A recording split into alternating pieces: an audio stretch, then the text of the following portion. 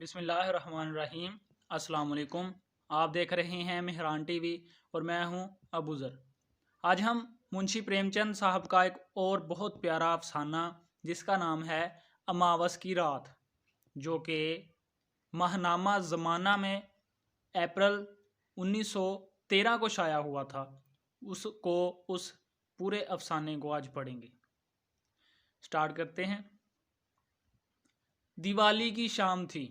श्रीनगर के घोरों और खंडरों के नसीब जाग गए थे।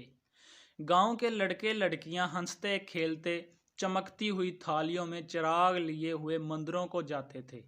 चिरागों से ज्यादा इनके चेहरे रोशन थे।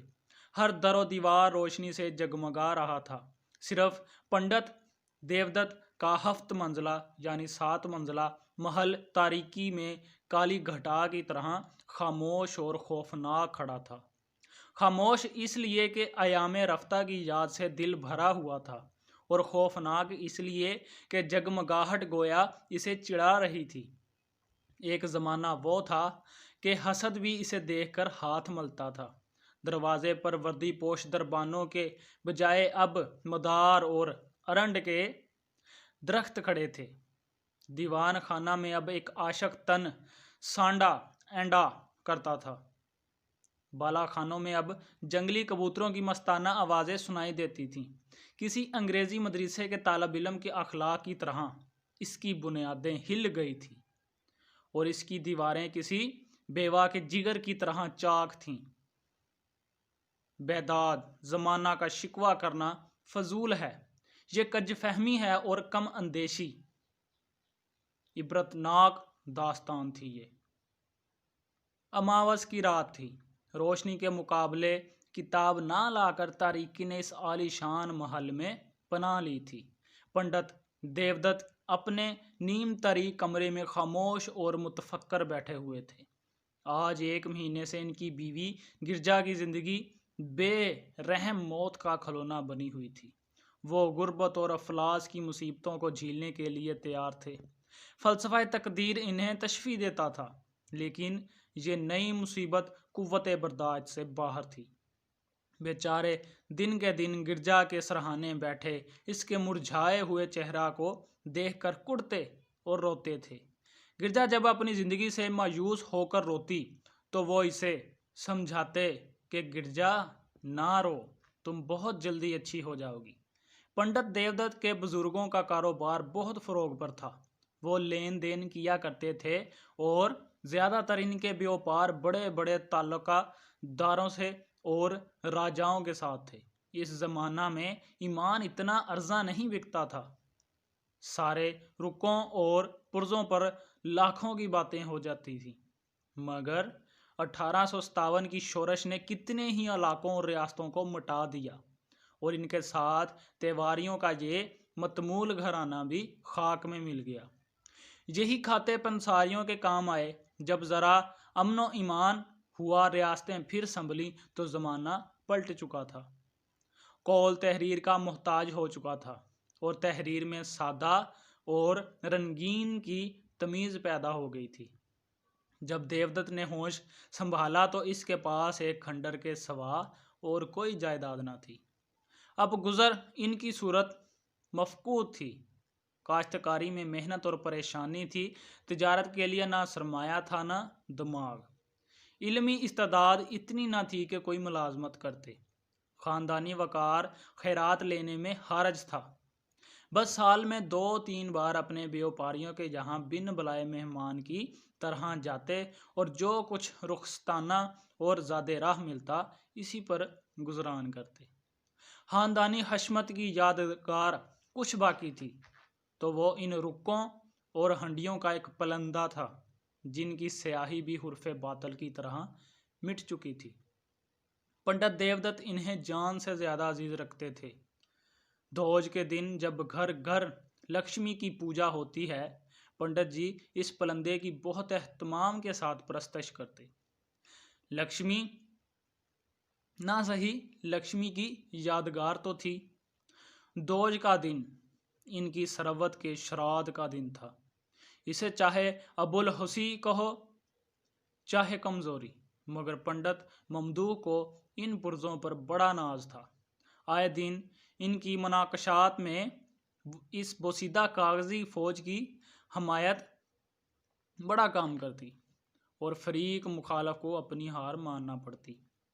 अगर 70 पुश्तों से हथियार की सूरत ना देखे पर लोग छतरी होने का फख्र कर सकते हैं, तो पंडित देवदत्त का इन नौशतों पर फख्र करना ज़्यादा बेमौका नहीं, जिनमें 70 लाख की रकम छुपी हुई थी।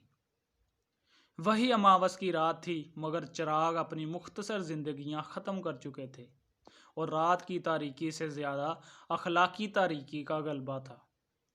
चोरों और जवारियों के लिए ये शगुन की रात थी, क्योंकि आज की हार साल भर की हार होती है। लक्ष्मी की आमद आमद थी, इसलिए इनका पेश खैमा आ गया था। जा बजा कोड़ियों पर अशरफियाँ लुट रही थीं। पीरे मुगां भी आज नखरे कर रहा था। मैं खाने में शराब के बदले पानी बिक रहा था। पंडित देवदत्त के सवा कस्बा में कोई ऐसा शख्स न था जो दूसरों की कमाई समेटने की फिक्र में ना हो। आज सुबह ही से गिरजा की हालत खराब थी और सरे शाम से इस पर गशी तारी थी। यकायक इसने चूं कर आंखें खोली और बहुत मुधम आवाज में बोली, आज तो दिवाली है। देवदत्त ऐसा बेदिल और निराश हो रहा था कि गिरजा को होश में देखकर भी इसे खुशी ना हुई। हाँ, आज दिवाली है। गिरजा ने आरजूमंद निगाहों से इधर उधर देखकर कहा, हमारे घर में क्या दिए ना जलेंगे? देवदत्त फूट फूट कर रोने लगा। गिरजा ने फिर इसी लहजा में कहा, देखो आज बरस बरस के दिन घर अंधेरा रह गया, मुझे उठा दो, मैं भी अपने घर में दिए जलाऊंगी। ये बातें देवदत्त के दिल में चुभी जाती थीं। इंसान के आखिरी लम्हे खुशियों और आरजुओं के ख्याल में कटते हैं। गिरजा मौत के मुंह में थी, मगर आरजुओं के ख्वाब देख रही थी। इसी कस्बा में लाला शंकर दास मशहूर वेद थे। जिला की आयुर्वेदिक सोसाइटी की रूह रवां औषधाला में अदविया की बजाय छापने के प्रेस रखे हुए थे। दवाएं कम बनती थीं, मगर इश्तहार ज़्यादा छपते थे। चरक और सश रत पर कानिया ना होकर इन्होंने नई तिबी असूलों की तलकीन शुरू की थी। तंदुरुस्ती इंसान का तबई हक है। बीमारी सिर्फ एक रईसाना तकल्लुफ़ है और पॉलिटिकल इकॉनमी के मसला के मुताबिक तकल्लुफ़ात से जिस कदर ज़्यादा मुमकिन हो टैक्स लेना चाहिए। इसी उसूल पर वो मरीजों के साथ मुतलक रायत नहीं करते थे। अगर कोई गरीब हो तो हो, अगर कोई मरता है तो मरे, इसे क्या हक है कि वो बीमार पड़े और मुफ्त इलाज कराए। हिंदुस्तान की ये हालत बहुत कुछ मुफ्त इलाज के हाथों हुई है। इसने आदमियों को बेएहतियात और कमज़ोर बना दिया है। देवदत्त महीना भर से रोज़ इनके यहाँ दवा लेने आया करता था, लेकिन वेद जी कभी ऐसी हमदर्दी से मुखातब ना हुए कि इसे अर्ज़े हाल का हौसला होता। इनके दिल कमज़ोर हिस्से तक पहुँचने के लिए इसने बहुत हाथ पैर चलाए। आँखों में आंसू भरे आता, मगर वेद जी जो हैं उनका दिल मजबूत था। इसमें कमज़ोर हिस्सा था ही नहीं। वही अमावस की डरावनी रात थी। आसमानी रात गुजरने पर अब और भी ज़्यादा रोशन हो गई। गोया श्रीनगर के बुझे हुए चिरागों पर फातिहाना मुसरत के साथ मुस्कुरा रही थी। देवदत्त जी एक आलमे इज़्तिराब में गिरजा के सरहाने से उठे और वेद जी के मकान की तरफ चले। वो जानते थे कि लाला इतनी रात गए बिला अपना हक़ खिदमत लिए हरगिज़ ना आएंगे। लेकिन मायूसी में भी उम्मीद पीछा नहीं छोड़ती। देवदत्त कदम आगे बढ़ाता चला जाता था। हकीम जी इस वक्त अपना मुजर्रब और तीरे बहदफ अमृत बंधु का इश्तहार लिखने में मुहव्वत थे और इस इश्तहार की पुरतसीर अबारत, मुसव्वराना रंगीनी और पुरजोर कशिश के एतबार से ये फैसला करना दुश्वार था कि वो हकीम हाज़क थे या नाशरे जादू तराज। नाजरीन, आप जानते हैं कि मैं कौन हूँ। आपका जर्द चेहरा, आपका तने लागर, आपका ज़रा सी मेहनत में बेदम हो जाना, आपका लज्जाते दुनिया से बेफैज रहना, आपकी खाना तारीकी, ये सब इस सवाल का नफ़ी में जवाब देते हैं। सुनिए, मैं कौन हूँ। मैं वो शख्स हूँ जिसने अमराज इंसानी को पर्दा दुनिया से मादूम करने का बेड़ा उठाया है, जिसने इश्तहार बाज जो फरोश गंदम नमा नाम नहाद हकीमों को पंजे दहन से खोद कर दुनिया को पाक कर देने का अज़म बिल जज़म कर लिया है। मैं वो हैरत अंगेज़ इंसानी ज़ईफ़ुल बनियान हूँ जो ना शाद को दिलशाद, ना मुराद को बामुराद, भगोड़े को दुलेर, गीदड़ को शेर बनाता हूँ। और ये किसी जादू से नहीं, मंतर से नहीं, ये मेरी ईजाद करदा अमृत बंदू के अदना करिश्मे हैं। अमृत बंदू क्या है, इसे कुछ मैं ही जानता हूँ। महर्षि अगस्त ने धनूतरी के कान में इसका नुस्खा बताया था। जिस वक्त आप वीपी पार्सल खोलेंगे, आप पर इसकी हकीकत रोशन हो जाएगी। वो आबे हयात है, वो मर्दानगी का जौहर, फरजांगी का अक्सीर, अकल का मुंबा और जहन का सेकल है। अगर बरसों की शेरबाजी ने भी आपको शायर नहीं बनाया, अगर शबाना रोज़ की मेहनत पर भी आप इम्तहान में कामयाब नहीं हो सके, अगर दलालों की खुशामद और मुवक्किलों की नाज बर्दारी के बावजूद आप अहाता अदालत में भूखे कुत्ते की तरह चक्कर लगाते हैं, अगर आप गला फाड़ कर और मेज़ पर हाथ पैर पटकने पर भी अपनी तकरीर में कोई असर पैदा नहीं कर सकते, तो आप अमृत बंदू का इस्तेमाल कीजिए। इसका सबसे बड़ा फ़ायदा, जो पहले ही दिन मालूम हो जाएगा, ये होगा कि आपकी आंखें खुल जाएंगी और आप फिर भी इश्तहार बाज हकीमों के दाम फरेब में नहीं फंसेंगे। जायज़ और आने वाली कामयाबी की उम्मीद झलक रही थी कि इतने में देवदत्त ने बाहर से आवाज़ दी, वेद जी बहुत खुश हुए, रात के वक्त इनकी फीस दुगनी थी।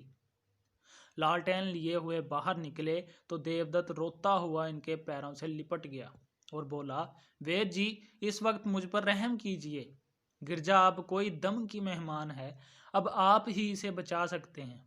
यूँ तो मेरे नसीब में जो कुछ लिखा है वो होकर रहेगा, मगर इस वक्त आप चलकर ज़रा इसे देख लें तो मेरे आंसू पुछ जाएंगे। मुझे तस्कीन हो जाएगी कि इसकी खातर मुझसे जो कुछ हो सकता था वो मैंने किया। ईश्वर जानता है कि मैं इस काबिल नहीं हूँ कि आपकी कुछ खिदमत कर सकूँ, लेकिन जब तक जीऊँगा आपका जस गाऊंगा और आपके इशारों की गुलाम बना रहूँगा। हकीम जी को पहले तो तरस आया, मगर ये जुगनू की चमक थी जो बहुत जल्द खुद गर्जी की तारीक वसत में गायब हो गई। वही अमावस की रात थी। फड़ों पर भी सन्नाटा छा गया। जीतने वाले अपने बच्चों की नींद से जगा जगा कर इनाम दे रहे थे और हारने वाले अपनी नाहमद हमदर्द और पुरगज़ब बीवियों से अजरे गुनाह करते थे कि इतने में घंटों की गूंजती हुई बेहम आवाज़ें हवा और तारीकी को चीरती हुई कान में आने लगीं। इनका मस्ताना अंदाज इस आलम खामोशी में बहुत सुहाना मालूम होता था। ये आवाज़ें करीब होती गईं और बिलाखर पंडित देवदत्त के मकान के पास आकर इसकी वसत परेशानी में गायब हो गई। पंडित जी इस वक्त यास के बहरे बेपाया में गोते खा रहे थे। अफसोस मैं इस काबिल भी नहीं कि अपनी जान से अजीज गिरजा की दवा दर्पण कर सकूं। क्या करूं? बेदर्द हकीम को यहाँ कैसे लाऊं? जालम, मैं सारी उम्र तेरी गुलामी करता, तेरे इश्तहार छापता, तेरी दुआओं को कूटता। आज पंडित जी को ये नागवार और हिम्मत शकन तजर्बा हुआ कि 70 लाख के रुके और कागज कोड़ियों के मोल भी नहीं। खानदानी वकार का शराब आंखों के सामने से दूर हो गया। इन्होंने मखमली जुज़्वदान से संदूक बाहर निकाला और इन रुकात को, जो खानदानी सरवत के बाकियात सालिया थे और जिनकी इज्जत की तरह निगहदाश्त की जाती थी, एक एक करके चिराग की नज़र करने लगे। जिस तरह नाजो नेमत में पला हुआ जिस्म चिता की भेंट हो जाता है, इसी तरह ये कागजी हस्तियां इस शमा के दहन आतिशी का लकमा होती जाती थी। इतने में किसी ने बाहर से पंडित जी को पुकारा। इन्होंने चूक कर सर उठाया, ख्वाब से बेदार हुए और अंधेरे में टटोलते हुए दरवाजे पर आए तो देखा कि कई आदमी मशलें लिए हुए खड़े हैं और एक हाथी अपनी सूंड से इन अरंड के दरख्तों को उखाड़ रहा है जो दरवाजे पर दरबानों की तरह खड़े थे। हाथी पर एक शकील नौजवान बैठा हुआ है जिसके सर पर जाफरानी रंग की रेशमी पाग है। माथे पर चंदन का हलाल टीका, भाले की तरह तनी हुई नोकदार मूछें, चेहरा से रौब और जलाल नुमाया कोई सरदार मालूम होता है। इसका कलीदार अंगरखा और चनावदार पांजामा, कमर में लटकती हुई तलवार और गर्दन में तलाई कंठे और जंजीर इसके मर्दाना जिस्म पर बहुत जेब दे रहे थे। पंडित जी को देखते ही इसने रकाब पर पांव रखा और नीचे उतरकर ताजीम की। इसके मुअद्दबाना अखलाक से कुछ नादम होकर पंडित जी बोले, आपका आना कहाँ से हुआ? नौजवान ने बहुत मिन्नत अमेज लहजा में जवाब दिया। इसके बशरा से शराफत बरसती थी। मैं आपका पुराना खादम हूँ। गरीब खाना राजनगर में है, वहाँ का जागीरदार हूँ। मेरे बुजुर्गों पर आपके ख़ानदान ने बहुत एहसान किए हैं। मेरे इस वक्त जो कुछ इज्जत और जाह है वो सब आपके बुजुर्गों की शफकत और करम का तुफेल है।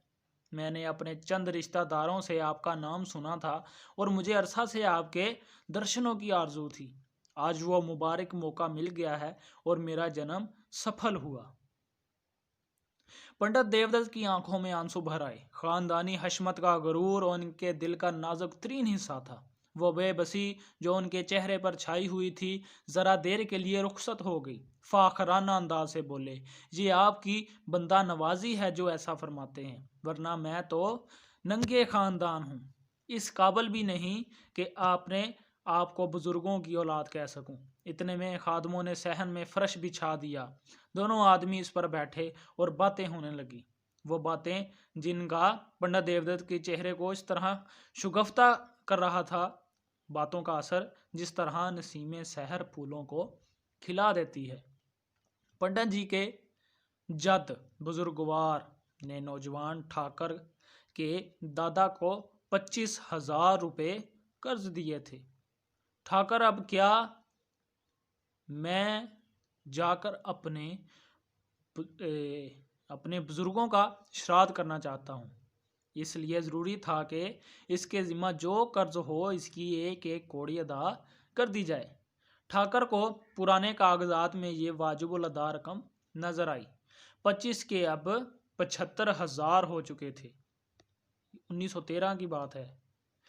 वही कर्ज चुकाने के लिए ठाकर 200 मील की मंजिल तय करके आया था।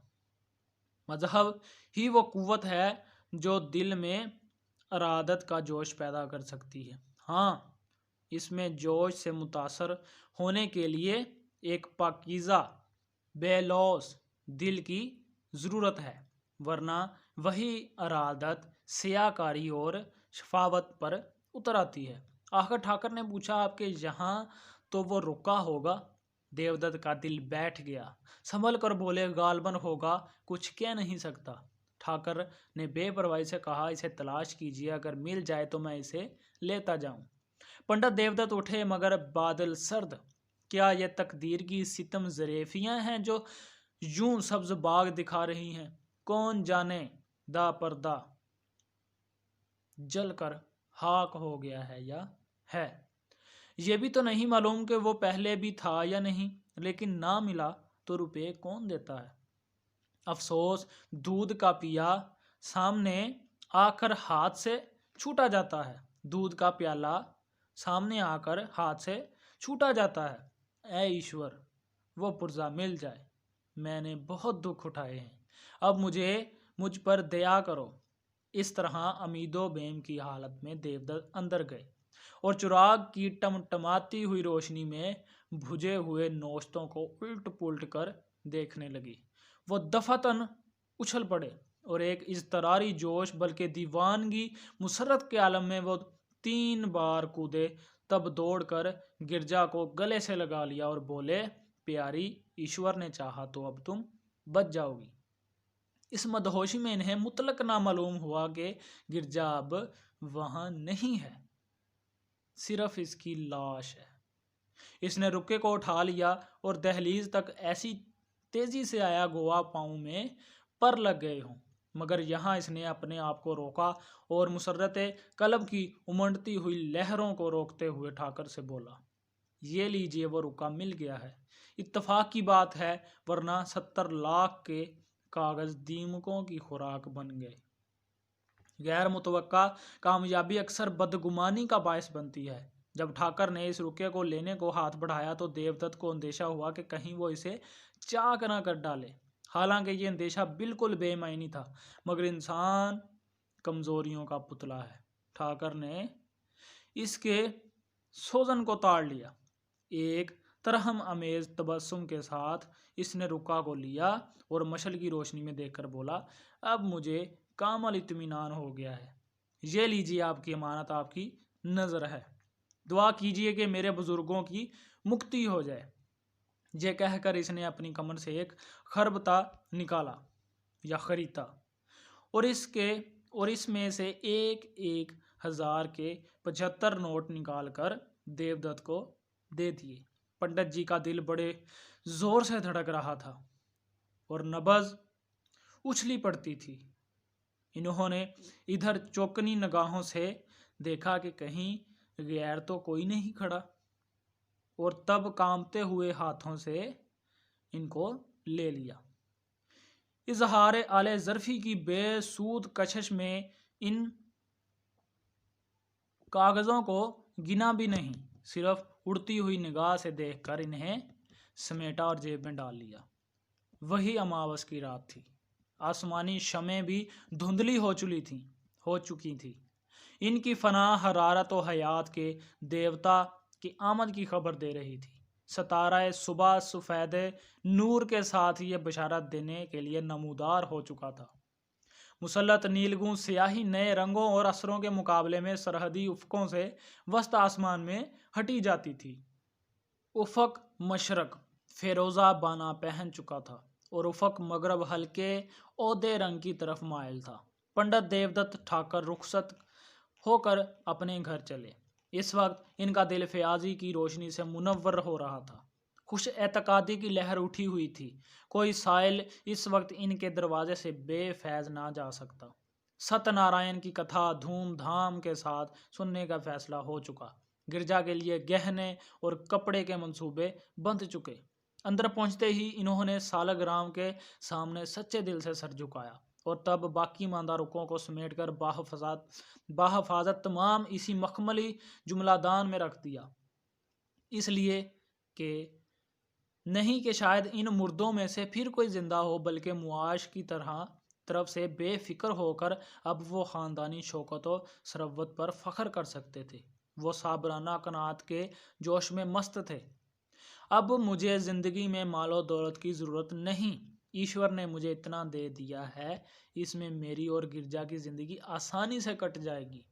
इनके दिल में ये ख्याल गुदगुदा रहा था कि जिस वक्त गिरजा ये खुशखबरी सुनेगी, इस वक्त वो ज़रूर उठ बैठेगी।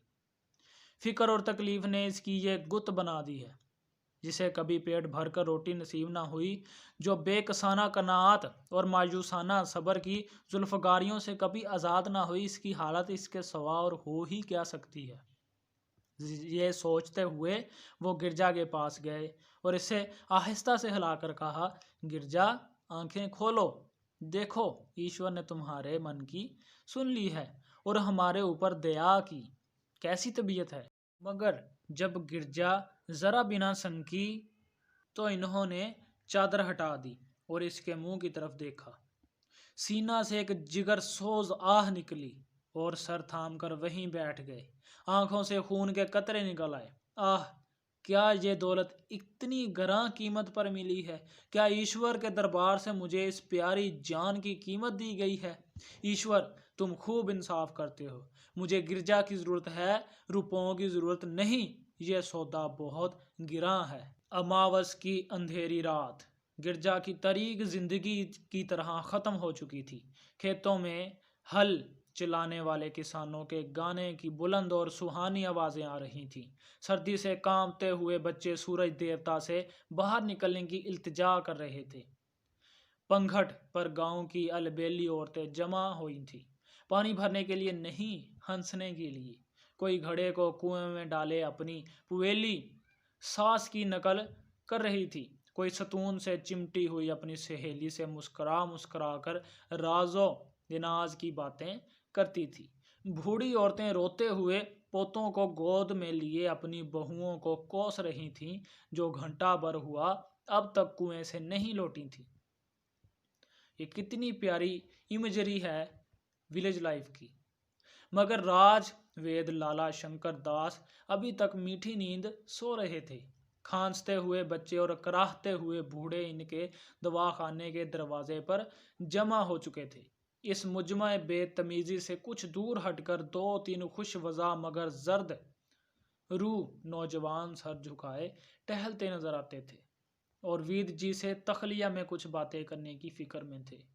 इतने में पंडित देवदत्त नंगे सर, नंगे बदन, सुर्ख आंखें, चेहरे से वहशत बरसती हुई दवाखाना के दरवाजे पर इतनी जोर से हाँक लगाई कि वेद जी चूक पड़े और कहा कि और कहार को आवाज दी कि जाकर दरवाजा खोल दे।